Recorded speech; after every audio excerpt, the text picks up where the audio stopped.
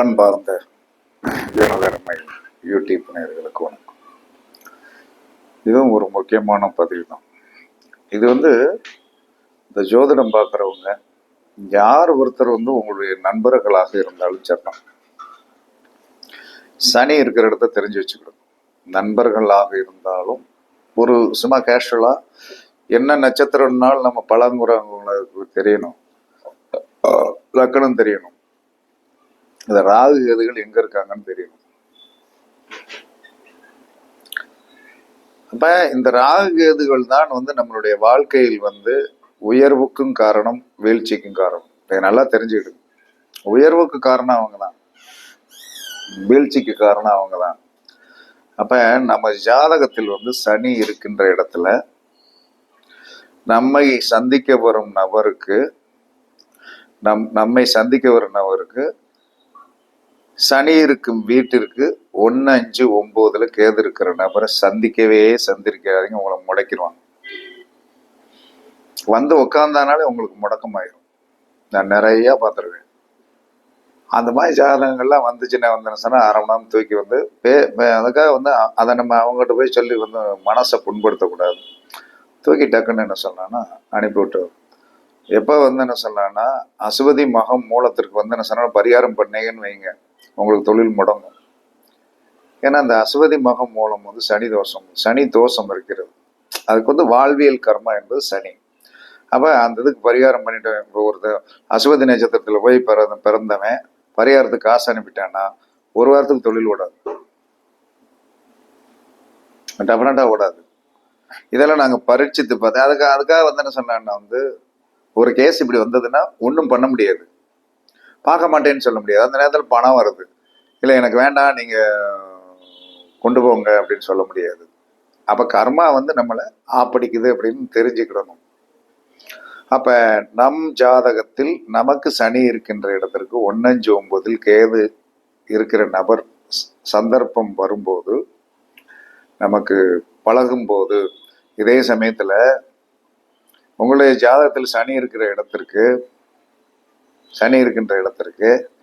உங்களுடைய மனைவி ஜாதகத்தில் 1, 5, 9 கேது இருந்தா அவ்வளோதான். ஐயா என்ன சொன்னாலும் தொழிலில் பெரிய சிறப்புகள்லாம் வர முடியாது. இதெல்லாம் பார்த்து கெட்டணும். ஒரு பெண்ணுடைய ஜாதகத்தில் சனி இருக்குது, உத்தியம் பார்க்குது, கல்யாணம் முடிக்கும் போது உத்தியம் பார்க்குது. கல்யாணத்துக்கு பிறகு இவர் இந்த ஐயாட்ட இணைஞ்ச பிறகு இவருடைய ஜாதகத்தில் அந்த அம்மாவுக்கு சனி இருக்கின்ற இடத்திற்கு 1, 5, 9 இவருக்கு கேது இருந்ததுன்னா எப்படி இருந்தாலும் வேலையை ரிசைன் பண்ண வேண்டிய சூழ்நிலை வந்துடும். உறுதியாக வந்துடும். அதில் எந்த மாற்று கருத்துமே கிடையாது. இப்படியெல்லாம் ஜோதிடம் இருக்கா? 100% இப்படிதான் வேலை செய்யும். இன்னைக்கு இருக்கிற கலியுகத்தில் என்ன சொல்றான்னா நிறைய பேர் என்ன சொல்றான்னா என்னென்னமோ ரூல் சொல்றான். ஜாதக கட்டம் தான் அங்க பேசும். ஜாதக கட்டத்தை மீறி எந்த கொம்பனாலையும் ஒன்றும் செய்ய முடியாது. நீங்க யாராக இருந்தாலும் ஒன்றும் செய்ய முடியாது. ஜாதக கட்டத்தை பேஸ் பண்ணி போனீங்கன்னா நீங்க ஜெயிச்சிருவீங்க. உங்களை ஜெயிக்க வைக்கிறதுக்கு அந்த ஜாதக கட்டம் என்ன சொல்லுது? என்னை பிக்கப் பண்ணிப்போ. எப்படி இருந்தாலும் என்ன சொன்னா, நான் கொடுமைக்காரனாக ஜாதகத்துக்குள்ள இருந்தாலும் ஒரு காலத்தில் உன்னுடைய பின்வாழ்வை முன்வாழ்வில் இருக்கின்ற கஷ்டத்தை அந்த கஷ்டத்தை மறக்க வைத்து ஒரு செழுமையை கொடுப்பேன் என்று சொல்லுகிறது. இது உண்மை. அது வரைக்கும் நம்ம பொறுமையாக இருக்கணும், நல்லா இருக்கும். அதனால என்ன சொன்னா சனி வீட்டிலும் என்ன சொன்னா கேது இருக்கக்கூடாது, சனி வீட்டிலையும் கேது இருக்கக்கூடாது. அப்ப இந்த தொழில் முடக்கக்கூடிய சக்தி யாருக்கு உண்டு என்று சொன்னால், சனி இருக்கின்ற இடத்திலிருந்து 1, 5, 9 எதிராளி ஜாதகத்தில் கேது இருக்கக்கூடாது. அவங்க கூட நம்ம அட்டாச் ஆகும்போது உலக வாழ்க்கையை முடைக்கணும், உயிரையும் முடைக்கணும். இதை நீங்கள் பரிசித்து பாருங்கள். அதே சமயத்துல சனி இருக்கின்ற இடத்திற்கு 1, 5, 9 ராகு இருந்தால் தொழில் பிச்சுக்கிட்டு விடாம ஃப்ரெண்டா வந்துட்டான்னா, எவன் முடக்கிறவன் கேது, கொடுக்கிறவன் ராகு இல்லையா? அப்ப சனி இருக்கின்ற இடத்திற்கு 1, 5, 9 எதிராளிக்கு ராகு இருந்தால், மனைவிக்கே ராகு இருந்தால், பிறக்கின்ற குழந்தைக்கு ராகு இருந்தால், பிறக்கின்ற குழந்தைக்கு ராகு இருந்தால் அந்த குழந்தை மனைவி வந்த பிறகு நீங்க ஒரு ஃபியூச்சருக்கு நல்ல ஃபியூச்சருக்கு வந்துடுவீங்க. அந்த குழந்தை பிறந்த பிறகு நல்ல ஒரு ஃபியூச்சருக்கு வந்துடுவீங்க. இதெல்லாம் நீங்க அப்படியே பரிச்சித்து பார்க்கணும். மைண்ட் விட்டா பரிச்சித்து பார்க்கணும். மைண்ட் விட்டா பரிச்சித்து பார்த்தீர்கள் என்று சொன்னால் கண்டிப்பாக உங்களுடைய வாழ்க்கையில் இதெல்லாம் நம்ம நுணுக்கமாக தெரிந்து கொள்ள வேண்டிய ஒரு விஷயம். நுணுக்கமாக தெரிஞ்சு கொள்ள வேண்டிய விஷயம். அப்ப அந்த நுணுக்கமாக தெரிந்துதான் ஏன் என்ன சொன்னா, கூடா நட்பு கேடாய் முடியும்னு அந்த காலத்துல முன்னோர்கள் சொன்னது உண்மையா இல்லையா? கூடா நட்பு கேடாய் முடியும். எதுக்குன்னா அங்க கிரகத்துல இருக்கிற ஜாதக கட்டம் தான். இது ஒரு விஷயம். அப்ப சனி இருக்கின்ற இடத்துல 1-5-9 கேது இருந்தால் தொழில் முடக்கம், வாழ்க்கையை முடக்கி விட்டுரும். சனி இருக்கின்ற இடத்திற்கு 1-5-9 ராகு இருந்தால் கண்டிப்பாக அந்த நபரால் நமக்கு ஒரு வெற்றி உண்டு, ஒரு வளர்ச்சி உண்டு, ஒரு உச்சத்துக்கு போவோம். ஆனால் அளவுக்கு அதிகமான அமிர்தம் நஞ்சம் அப்படின்னா அப்ப லிமிட்டடா இருக்கும். அதாவது ஆகாயமானத்துல பறக்கிற மாதிரி ராகு. அப்ப ஒரு குறிப்பிட்ட எல்கைக்கு மேல போகுது போகுது போகுது போகுதுன்னு என்ன சொன்னா போச்சுன்னா பிளேன் வெடிச்சு செதறிடும். அதுலயும் ஆபத்து இருக்கிறது. ஆனால் அந்த ஆபத்தை நம்ம தெரிஞ்சுக்கிடணும். தெரிஞ்சுட்டு கரெக்டா ஃபாலோ பண்ணுங்க. 100% ராகு சனி இருக்கிற இடத்திற்கு வரும்போது நல்லது நடக்கும். கண்டிப்பா உங்க ஜாதகத்திலே பாருங்க, சனி இருக்கின்ற இடத்துல ராகு வரும்போது ஒரு செட்டில்மெண்ட் கிடைக்கும். உறுதியா கிடைக்கும். உங்களுடைய ஃபியூச்சருக்கு தேவையான ஒரு செட்டில்மெண்ட் கொடுத்துட்டு போயிடுவார். ஏன்னா அடுத்து என்ன சொல்றான்னா, அவர் எத்தனை வருஷத்துக்கு பிறகு 18 வருஷத்துக்கு பிறகு தான் வருவார். அப்ப கொடுத்துட்டு போயிடுவார். அதுக்கடுத்து அவர் 18 வருஷத்துக்கு பிறகு தான் அந்த இடத்துக்கு வர முடியும். அப்ப நான் வந்தையா, நீ சனி, உனக்கு நான் என்ன சொன்னா வளர்ச்சியை கொடுத்துறேன் அப்படின்னு கொடுத்துருவார். ஒரு செட்டில்மெண்ட்டை கொடுப்பார். இதை நீங்களும் நான் அனுபவபூர்வமாக பார்த்த ஒன்று. இது புதிதல்ல. அதே மாதிரி எல்லாருக்கும் இந்த மாதிரி விஷயங்கள்லாம் இருக்குது. அதற்கு அடுத்து என்ன சொன்னான்னா நம்மளுடைய ஜாதகத்தில் சந்திரன் இருக்கின்ற ராசி, சந்திரன் நம்ம ஒரு ஜாதகத்துல சந்திரன் இருக்கு, நம்மை சந்திக்க ஒரு ஜாதகத்தில் சந்திரன் இருக்கும் இடத்தில் அவருக்கு குரு இருக்க, அவருக்கு கடவுளின் தூதுவர் அப்படின்னு. நம்ம ஜாதகத்துல சந்திரன் எங்கே இருக்கிறதோ, எதிராளி ஜாதகத்தில் சந்திரன் இருக்கின்ற இடத்திற்கு 1-5-9 குரு இருந்தால் அவர் வந்த பிறகு நம்மளுடைய வாழ்க்கை சிறப்பாக இருக்கும். வாழ்க்கை பெரிய மாற்றங்களை கொடுக்கும். ஏன்னா குரு தான் என்ன சொல்றாங்க, எந்த ஒரு ஜாதகத்திலும் குரு எந்த ஒரு கிரகத்திற்கும் இன்னைக்கு வரைக்கும் வேதையாகவே இருந்தது. வேதை என்று சொன்னால் பகை. வேதை என்று சொல்லக்கூடிய பகையாக இல்லவே இல்லை. செக் பண்ணி பாருங்க. அப்ப முழு சுவர் குரு தான். அப்ப சந்திரன் இருக்கின்ற உங்களுக்கு எங்க சந்திரன் இருக்கிறதோ அந்த இடத்தில் அந்த இடத்திற்கு 1-5-9 குரு இருக்கின்ற நபரை சந்திக்க உங்களுக்கு வந்துட்டாங்கனாலே ஏதோ சேவிங் வருது. அந்த நபர் இதே மனைவிக்கு இருக்கலாம் இல்லையா, குழந்தைக்கு இருக்கலாம் இல்லையா. குரு என்ன சொல்றான்னா நமக்கு சனி இருக்கின்ற இடத்துக்கு உண்டான ராசி 5வது ராசி. 9வது ராசியில குரு இருந்தவங்க சந்திச்சுட்டீங்கன்னு வைங்க, சத்தியமாக உங்களுக்கு ஒரு பெரிய வெற்றி இருக்கிறது, பெரிய யோகம் இருக்கிறது. இது ஒரு கணக்கு. இது யோக கணக்கு. அதே மாதிரி அவயோக கணக்குன்னு ஒண்ணு இருக்கும் இல்லையா, அந்த அவயோகத்தையும் தெரிஞ்சுக்கிடுங்க. நம் ஜாதகத்தில் சந்திரன் இருக்கும் அதே ராசியில் சனி இருக்கும் நபர்கள் சந்தித்தால் உங்களுக்கு 7.5 பாதிப்பு வந்துடும். சந்திரன் உங்களுக்கு ஒரு இடத்துல இருக்குது. அதே இடத்துல என்ன சொல்றான்னா ஒரு நபர் என்ன சொல்றான்னா சந்திரன் இருக்கின்ற இடத்துல போய் ஒருத்தருக்கு சனி இருந்ததுன்னு வைங்க, 7:30 ஸ்டார்டட் அப்படின்னா 7:30 ஸ்டார்ட் ஆயிரும். ஒருத்தருக்கு மிதனத்துல சந்திரன், நீங்க மிதன ராசின்னு வைங்க, வர்ற நபருக்கு சனி மிதனத்தில் இருந்தா உங்களுக்கு 7.5 ஸ்டார்ட் ஆயிரும். 7.5 மட்டும் இல்ல, ஜென்ம சனியே ஸ்டார்ட் ஆகும். ஏன்னா சந்திரன் இருக்கின்ற இடத்தில் சனி ஸ்டார்ட் ஆகும். அப்ப எப்ப இதெல்லாம் என்ன சொல்றான்னா ஜோதிடத்தில் ரொம்ப நுணுக்கமான பாயிண்ட்ஸ். அப்ப சந்திரன் இருக்கின்ற இடத்திற்கு குரு 1-5-9 இருந்தால் யோகம். சனி இருக்கின்ற இடத்திற்கு 1-9 ராகு இருந்தால் யோகம். சனி இருக்கின்ற இடத்துக்கு 1-9 கேது இருந்தால் அவயோகம். அதே சமயத்துல என்ன சொல்றான்னா, உங்களுடைய ஜாதகத்தில் சந்திரன் இருக்கின்ற அதே ராசியில் சனி இருக்கும் நபர் உங்களை சந்திக்க வந்தால் உங்களுக்கு 7.5 பாதிப்பு, உங்களை நாயாக அலைய விட்டுருவாங்க. நிறைய பேர் இருக்கான். நீங்க சாதாரண ஜோதிடருக்கு அல்வா கொடுக்குற ஆளுகள் நிறைய பேர் இருக்கான்.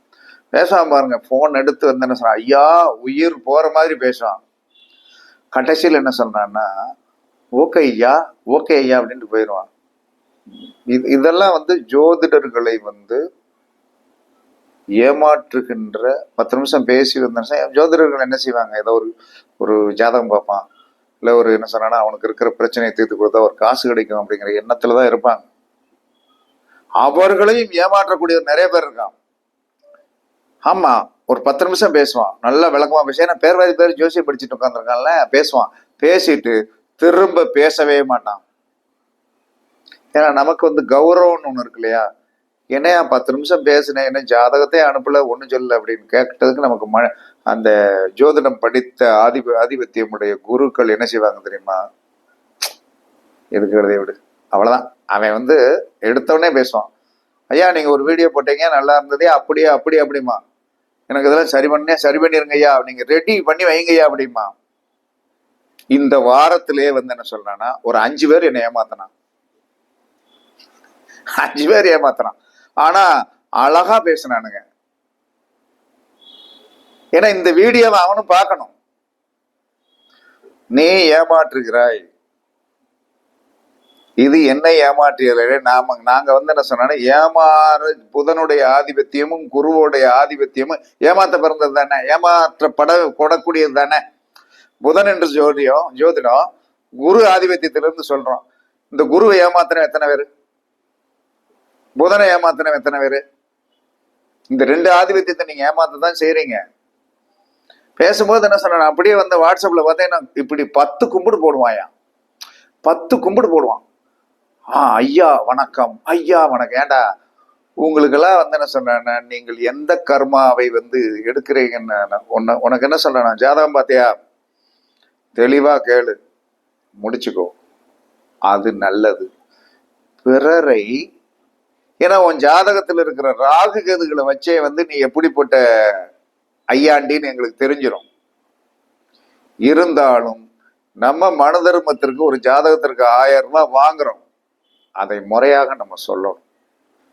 பிடிக்கலையா அடுத்த செகண்ட் நாளா 1000 ரூபாய் அனுப்பிட்டு வேணாமப்பா அப்படிமே. அதையும் ஒரு பொம்பளை என்ன சொல்றான்னா, 22.5 வயசு பயல ஜோசியன்ட்ட கேட்க விடுறான். அவனுக்கு என்னையா தெரியும், காலேஜ் படிக்கிறவனுக்கு, எப்பா உங்க அப்பா எப்படிப்பா இருக்காரு அப்படின்னா, எந்த விதத்துல கேட்கீங்க? உத்திராட நட்சத்திரத்துல போய் பிறந்தா உங்க அப்பன் செத்து போயிடுவான்னு எனக்கு தெரியும், அது எந்த விதத்துல கேட்கீங்க அப்படின்னா, நான் அவனுக்கு என்ன பதில் சொல்ல, ஒன்றும் மெச்சூரிட்டி மைண்ட் இருக்கணும். இப்போ ஒரு கேள்வி கேட்குறாங்க, ஐயா நான் நல்லா இருப்பேனா அப்படின்னா, நான் நல்லா இருப்பேன் அல்லது நல்லா இல்லைன்னு சொல்லணும்.